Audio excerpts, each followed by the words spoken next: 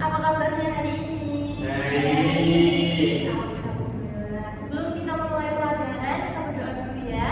Berdoa dimulai. Berdoa dicukupkan. Hari ini siapa yang tidak masuk ya, anak-anak? Mercy. Ada yang tahu temannya kenapa tidak masuk? Baik, kita doakan teman-teman kita yang tidak berangkat hari ini di pertemuan selanjutnya bisa ikut ya. Iya, Bu. Amin. Oke, kita mulai pelajaran hari ini. Sebelumnya, di pertemuan kemarin, apakah anak-anak sudah paham tentang sistem pencernaan manusia? Sudah.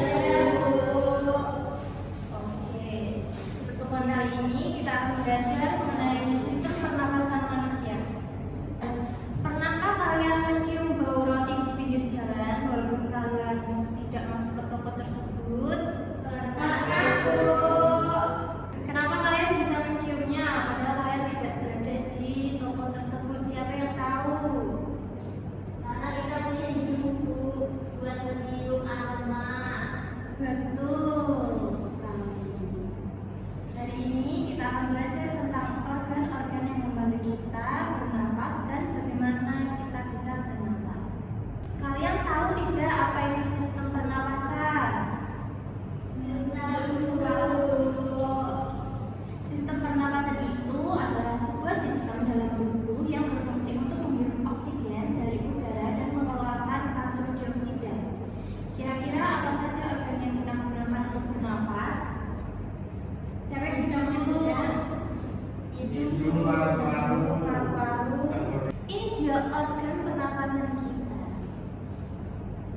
Yang pertama ada faring, kemudian hidung, bronkus, trakea, paru-paru kanan dan paru-paru kiri, diafragma dan alveoli.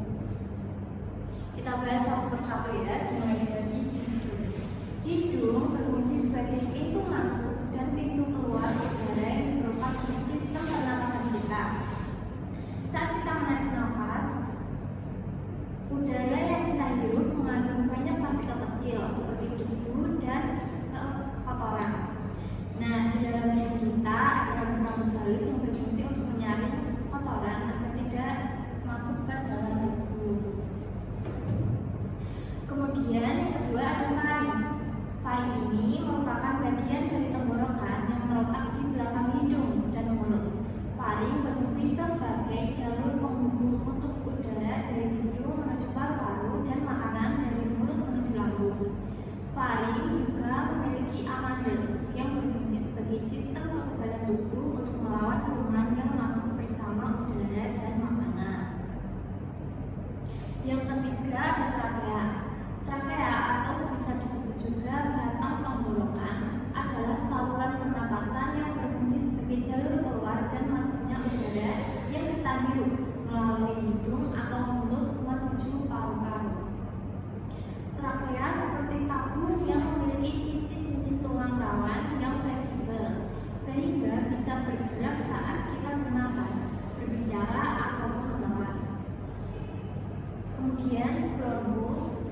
Bronkus adalah cabang trakea yang mengarah ke paru-paru kanan dan kiri, berfungsi untuk mengalirkan udara dari tenggorokan ke paru-paru. Di dalam bronkus ini ada rambut-rambut kecil dan lendir yang menangkap debu, kotoran, dan benda asing dan akan didorong kembali ke atas untuk dikeluarkan dengan cara batu. Kemudian ada paru-paru. Paru-paru ini adalah organ utama dalam sistem pernapasan manusia, berfungsi untuk mengubah oksigen yang kita hirup menjadi karbon dioksida. Setiap manusia memiliki dua paru-paru, yaitu paru-paru kanan dan paru-paru kiri. Paru-paru terdiri dari bagian-bagian kecil yang disebut alveoli. Di dalam alveoli terjadi proses pertukaran antara oksigen dan karbon dioksida. Kemudian yang terakhir yaitu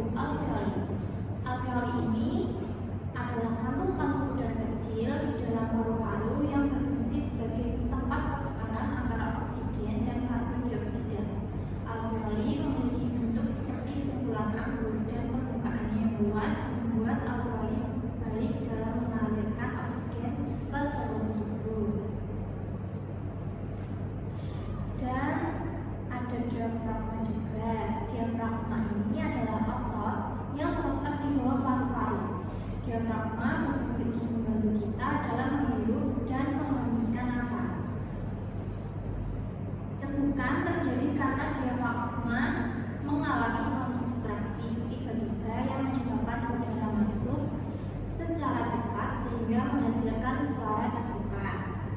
Dari dua gambar ini, ada yang tahu perbedaannya apa? Saya dulu.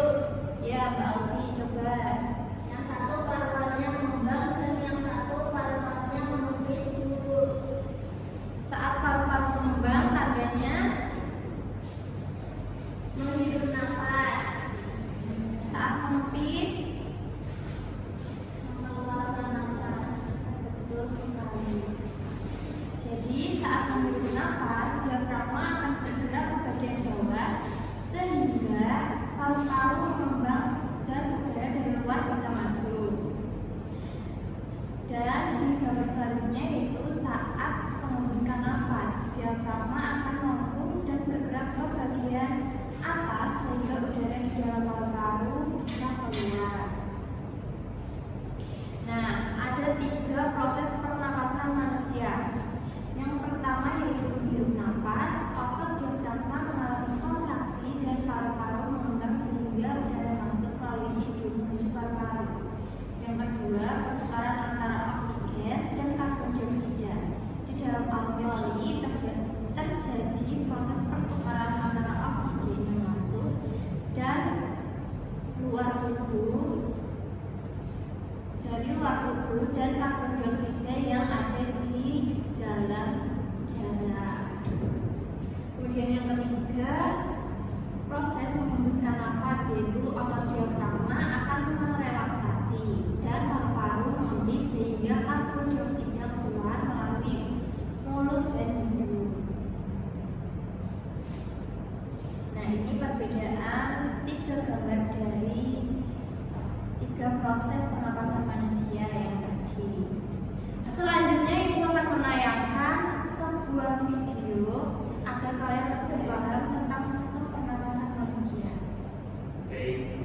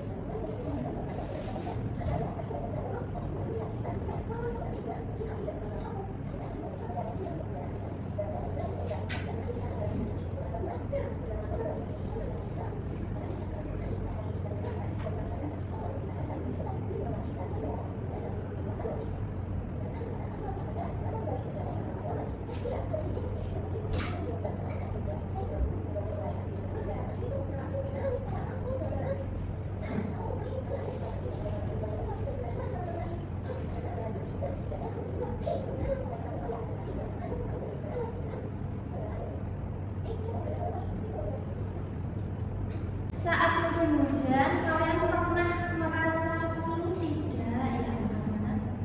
Pernah, Bu. Nah, flu itu adalah salah satu contoh gangguan pernapasan pada manusia. Ketika flu, hidung kita ini dipenuhi dengan lendir. Gejala flu seperti demam, batuk, dan bersin. Flu ini disebabkan oleh virus dan mudah menular melalui kontak langsung atau percikan cairan yang keluar saat batuk atau bersin. Kemudian gangguan lain itu contohnya yaitu TBC. TBC ini merupakan penyakit paru-paru yang disebabkan oleh bakteri Mycobacterium tuberculosis. TBC ini juga bisa menyerang bagian tubuh lain seperti tulang, kulit kuning, dan otak. Kemudian gangguan lainnya yaitu asma. Asma ini adalah penyakit yang terjadi akibat dari penyempitan saluran pernapasan sehingga membuat penderitanya mengalami sesak napas. Sekarang kita akan belajar bagaimana cara menjaga kesehatan organ pernapasan. Yang pertama bisa melalui olahraga teratur, yang kedua makan makanan sehat dan bergizi, yang ketiga tidak merokok, yang keempat menghindari polusi udara. Oke,